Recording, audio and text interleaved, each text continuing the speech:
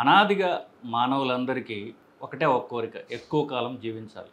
So దీని గురించి అనాదిగా అందరూ కూడా రకరకాల ప్రయత్నాలు, రకరకాల కొత్త థియరీస్ కానివ్వండి, కొత్త కొత్త మందులు, ఇట్లా రకరకాలుగా ప్రయత్నాలు ఎవరికి తోచిన ప్రయత్నాలు ఏ కాలం వాళ్ళైనా చేస్తూ వస్తున్నారు.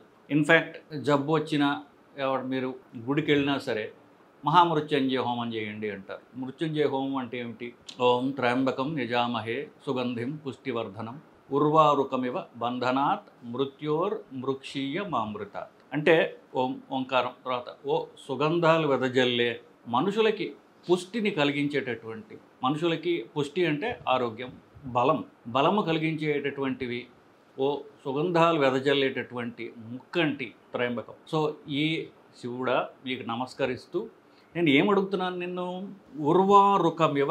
ఉర్వారకం అంటే పండిన దోస పండు. మీరు దోస పాదును చూసినట్లయితే అది పండిపోయిన తర్వాత పండు మనం తెంపక్కలది, ఆటోమేటిక్గా పాదు నుంచి అది విడిపోతుంది. సో ఎలాగైతే దోస పండు తన పాదు నుంచి అనాయాసంగా అలవోకగా పెద్ద కష్టపడకుండా విడిపోతుందో, అలాగా నా బంధాల నుంచి, అంటే అలాంటి మరణం ఇవ్వు స్వామి అని శివుని ప్రార్థిస్తున్నాం.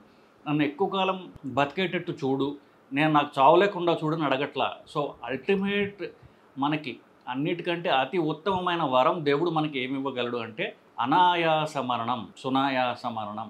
అనాయాస అంటే ఆయాసం లేకుండా, కష్టపడకుండా పడుకున్నట్టుగా హ్యాపీగా వెళ్ళిపోవడం గురించి ప్రార్థిస్తున్నాం తప్ప నన్ను 110 ఏళ్ళు బతికించు, 125 ఏళ్ళు బతికించు అని మనం అడగట్లే. ఎందుకంటే అప్పుడు మన శరీరం ఎలా ఉంటుంది, ఏం పనులు చేసుకోగలం అని అందరికీ తెలిసిన విషయమే. సో దేవుడు ఇచ్చేటటువంటి అతి గొప్ప వరం ఏంటంటే అనాయాస మరణం.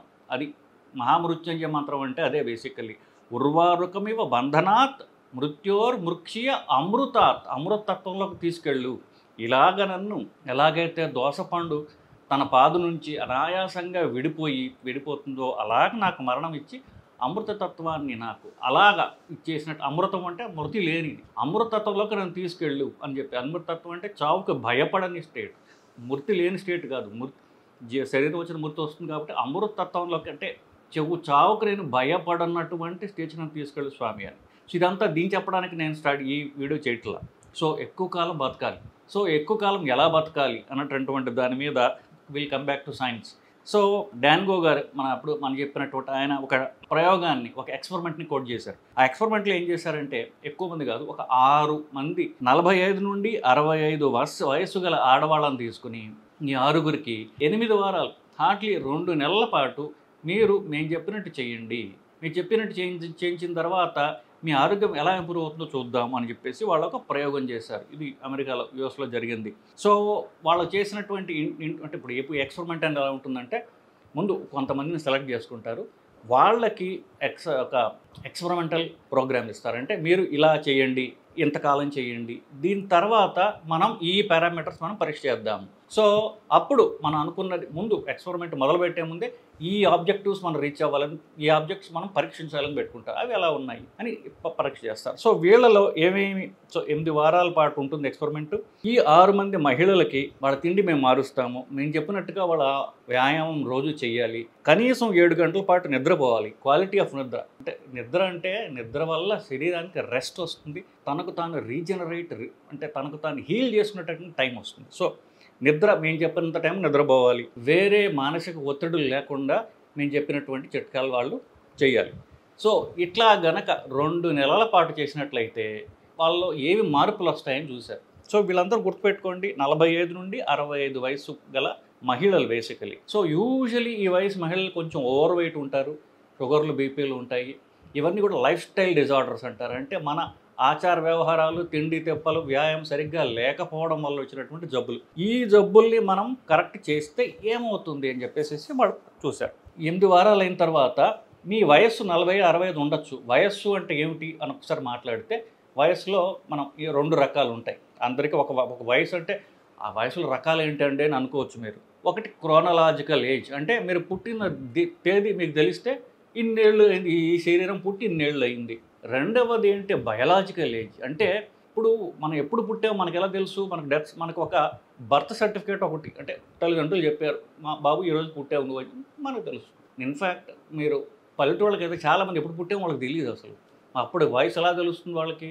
వాళ్ళ శరీరం యొక్క ఫంక్షన్స్ బట్టి, వాళ్ళ అవయవాల యొక్క వయసు బట్టి వీళ్ళ వయసు ఇంత ఉండొచ్చు అని అందరికీ తెలిసిందే. ఇప్పుడు మనిషిని చూస్తాము, ఈ మనిషి ఇంత ఏజ్ ఉండొచ్చు అని మీరు అనుకుంటారు కదా.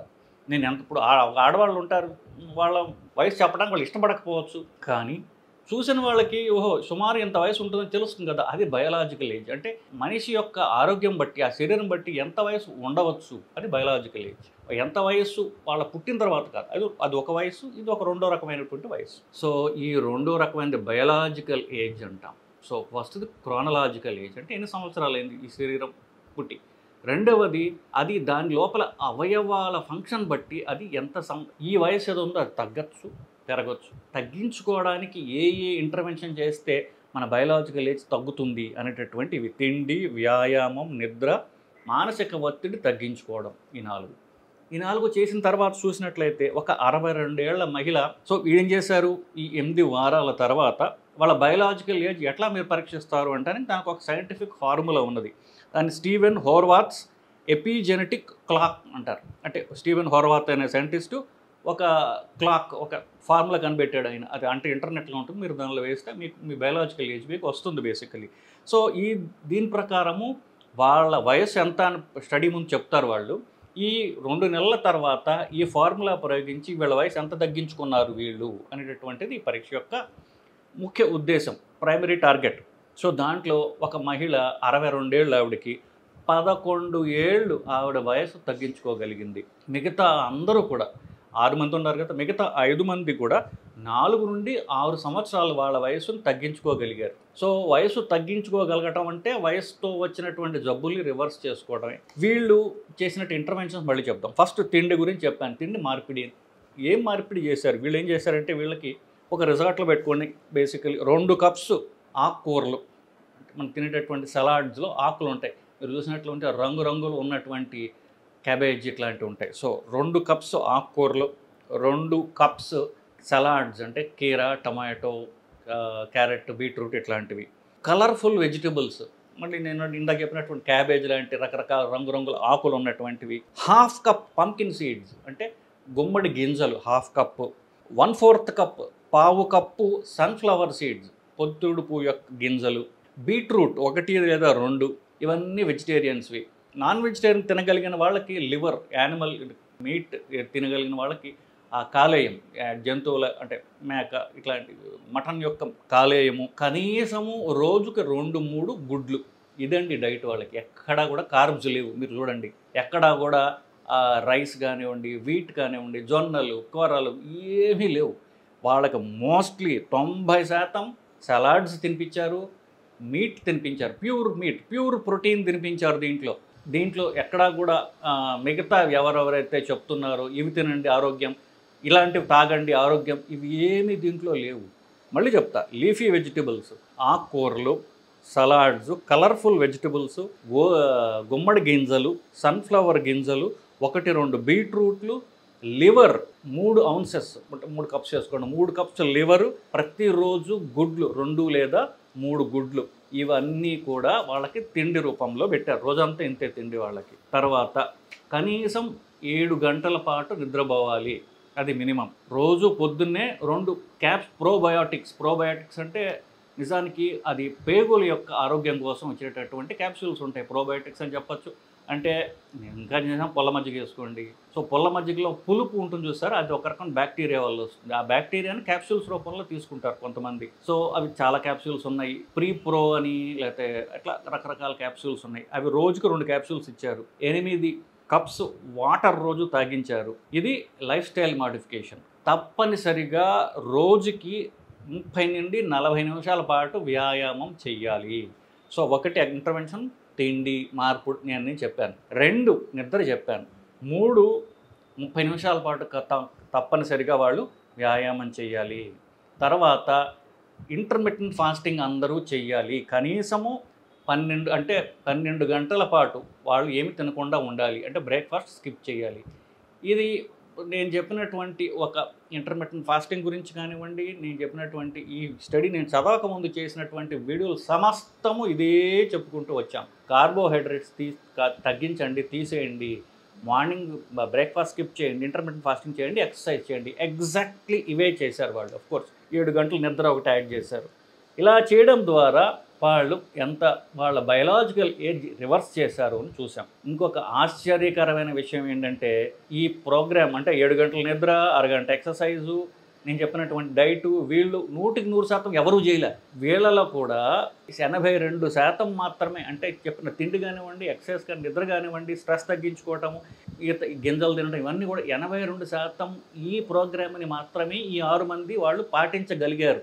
కానీ ఎంత వాళ్ళలో చేంజ్ వచ్చిందో చూశారు కదా మీరు. So none of them fully adhere to the programme. మీరు చేయడం వీళ్ళు చేయలేకపోయారు, కానీ 82% చేసినా వాళ్ళకి ఎంత బెనిఫిట్ వచ్చింది. 2 నెలలు చేశారు అంతే, 8 వారాలు చేశారు. ఇదే ఇంకా ఎక్కువ చేయగలిగితే ఇంకా ఎంత బయలాజికల్ ఏజ్ రివర్స్ అవుతుంది. బయలాజికల్ ఏజ్ రివర్స్ అవ్వడం ద్వారా వాళ్ళ ఫేస్లో ఫ్యాట్ పోతుంది, మెడలో ఫ్యాట్ తగ్గుతుంది, శరీరం ఫ్యాట్ తగ్గుతుంది, ఎంత యంగ్గా కనిపిస్తారు, వాళ్ళు ఎంత స్కిన్ గ్లో అంటారు చూసారు, అది ఎంత ఇంప్రూవ్ అవుతుందో చూసారా మీరు. సో మామూలుగా మన చేతిలో ఉన్నది అన్నీ ఏవో మన చేతుల్లో ఉన్నాయనుకుంటాం, కానీ ఏమీ మన చేతుల్లో లేవు. మన చేతుల్లో ఉన్నది మన శరీరం ఒక్కటే. ఈ శరీరాన్ని మనం గనక ఆరోగ్యంగా ఉంచుకోలేకపోతే మిగతా ఏమున్నా వేస్టే. మిగతా ఎంత డబ్బున్నా, మీరు ఐశ్వర్యం అనుకున్నవి, ఐశ్వర్యం అంటే డబ్బు కాదు, ఐశ్వర్యం అంటే డబ్బు, చదువు, అందము, ఆరోగ్యము, ఇవన్నీ ఐశ్వర్యమే. మీరు ఐశ్వర్యం అనుకున్నవి ఏమున్నా సరే ఆరోగ్యం లేకపోతే అవి నిష్ప్రయోజనం, వృధా. అది మీ శరీరంలో మిమ్మల్ని మీరు చేసుకోవడమే ఎలా అనేటటువంటిది ఈ ప్రోగ్రామ్. సో ఏదైతే ఈ ఏజ్ బయలాజికల్ ఏజ్ తగ్గడం ద్వారా చేశారో అది directly proportional to heart health. అందుకు నేను మాట్లాడుతున్నాను. సో ఏజ్ తగ్గడం ద్వారా ఫస్ట్ మీ గుండె యొక్క ఆరోగ్యం పెరుగుతుంది. గుండె యొక్క ఆరోగ్యం పెరిగితే మీరు జీవించడానికి, చిరకాలం జీవించేటటువంటి, ఎక్కువ కాలం ఆరోగ్యంగా జీవించేటటువంటి శక్తిని మీరు సంపాదించుకోగలుగుతారు. సో ఫైనల్ ఎక్కడికి వచ్చాము? గుండె ఆరోగ్యం గురించి వచ్చాం. గుండె ఆరోగ్యము is directly proportional to reversed biological age. ఎందువల్ల? శరీరంలో ఫ్యాట్ తగ్గుతుంది, శరీరంలో కండ పెరుగుతుంది. So finally 2 ఏమొచ్చాయి? శరీరంలో ఫ్యాట్ తగ్గడం, కండ పెరగడం, మగ ఆడ అందరికీ కూడా. ఈ 2 గనక మనం పారామీటర్స్ చేసినట్లయితే గుండె ఆరోగ్యంగా ఉంటుంది. సో తక్కువ ఫ్యాట్ రావడానికి ఏం చేయాలి? నేను చెప్పినటువంటి తిండి మార్పులు చేసుకోవాలి. మజిల్ పెరగడానికి రోజు ఎక్సర్సైజ్ చేసుకోవాలి. ఇంతే కాకుండా ఇంకేం చెప్పారు? అడిషనల్ థింగ్స్ వాళ్ళకి ఏమేం చెప్పారు, ఏమేం చేయాలంటే, ఏవైతే కొంతమందికి చెడు అలవాట్లు ఉంటాయో, సిగరెట్ తాగడం కానివ్వండి, ఆల్కహాల్ సేవించడం కానీ, ఇవన్నీ తగ్గించాలి. ఆల్కహాల్ గుండెకి మంచిది అని ఎవరైనా డాక్టర్ చెప్పినా సరే అది శుద్ధ అబద్ధము. ఆ డాక్టర్ తాను చేసేది మీకు చెప్పొచ్చుగా. కొత్త స్టడీస్ అని చెప్తున్నాయంటే no alcohol is safe. Alcohol ఎంత తక్కువ అమౌంట్లో అయినా సరే, ఏ రూపంలో ఉన్నా సరే, వైన్ ఇట్లాంటివైనా సరే, ఏది కూడా శరీరానికి, గుండెకి ఆరోగ్యకరం కాదు. సో ఆల్కహాల్ పూర్తిగా ఆపాలి. పొగాకైతే ఖచ్చితంగా ఆపేసాలి, అనుమానం లేదు. తర్వాత శరీరంలో ఉన్నటువంటి ఇన్ఫ్లమేషన్ అంటారంటే వాపు యొక్క రావడానికి ఒక కారణమైనటువంటిది జ్వరం లాంటిది వచ్చేటటువంటిది, అది ఈ ఎల్డిఎల్ అనే చెడు కొలెస్ట్రాల్ ఎంత పెరిగితే అంత అది పెరుగుతుంది. సో ఎల్డిఎల్ తగ్గించుకోవడానికి నేను ముందు చెప్పినవన్నీ చేయడమే మార్గము. ఎక్సర్సైజ్లో ఎలాంటి ఎక్సర్సైజ్ దాని గురించి మనం చెప్పలేదు, అరగంట కనీసం ఎక్సర్సైజ్ అన్నాను. So course American heart association వాళ్ళు 40 నిమిషాల పాటు ఎక్సర్సైజ్ అని చెప్తారు. 40 నిమిషాల పాటు వాకింగ్ కాదు, 40 నిమిషాల పాటు వీళ్ళు చెప్పింది ఏంటి? హై ఇంటెన్సిటీ ఎక్సర్సైజ్ అంటారు. హై ఇంటెన్సిటీ అంటే ట్రెడ్మిల్ మీద ఫాస్ట్గా పరిగెత్తడం, బరువులు చేసినట్లంటే రియల్గా బరువులు చేయడం, 4 కిలోలు, 5 కిలోలు, 1 కిలోతో నేను చేస్తున్నా, ఇట్లాంటివి కాదు. శరీరాన్ని పుష్ చేయాలి. ఒక ½ అవర్ పాటు నా వల్ల కాదు ఇంతకంటే అనేటటువంటి దాకా శరీరాన్ని పుష్ చేయగలగటమే హై ఇంటెన్సిటీ, HIIT అంటారు, high intensity training basically. So ఈ హై ఇంటెన్సిటీ ట్రైనింగ్ చేయాలి 40 నిమిషాల పాటు. ఫైనల్గా ఇదంతా చేసిన తర్వాత మీరు ఇది ఎంజాయ్ చేయకపోతే ఎక్కువ కాలం చేయలేరు. సో మీరు ఎక్సర్సైజ్ ప్రోగ్రామ్ ఎలా ఎంజాయ్ చేయదలుచుకున్నారు? దానిలో కాస్త జుంబా డ్యాన్సో లేకపోతే డ్యాన్స్ ప్రోగ్రామ్ ఇట్లా దాంతో కంబైన్ చేసుకోవడమా, అలాంటివి చూడొచ్చు. తర్వాత మీ డైట్ని ఎంత ఇంట్రెస్టింగ్గా చేసుకోగలరు మీరు, అలాంటి కనుక మీరు ఇన్కార్పొరేట్ చేసుకోగలిగితే ఇది అల్టిమేట్ లైఫ్ స్టైల్ అడ్వైస్. ఇలా చేసినప్పుడు మీరు అట్లీస్ట్ మీ వయస్సు నిజంగా ఎంత ఉన్నా వయస్సు తగ్గించుకోగల కెపాసిటీ మీరు డెవలప్ చేసుకుంటారు. అలాగే తక్కువ వయసుతో ఉన్నటువంటి హెల్త్ బెనిఫిట్స్ ఉంటారు. పోవడం ఖచ్చితం, దీనిలో అనుమానం లేదు. అందరూ ఏదో రోజు పోతాం. పోయే రోజు దాకా కూడా మన పనులు మనం చేసుకుంటూ మనం ఫుల్లీ కాన్షియస్గా ఉంటే, ఎవరి మీద డిపెండ్ కాకుండా ఉంటూ మనం చివరి రోజు దాకా చేయడానికి ఇది ఒక ఉత్తమమైన మార్గం అని చెప్పేసి ఈ స్టడీలో తెలిసిందండి. సో ఇది కథ. బేసికలీ వయస్సు రివర్స్ చేసుకోవడం ఎట్లా అనేటటువంటి ప్రోగ్రామ్ సైంటిఫిక్ స్టడీ గురించి నేను మాట్లాడానండి. నమస్కారం.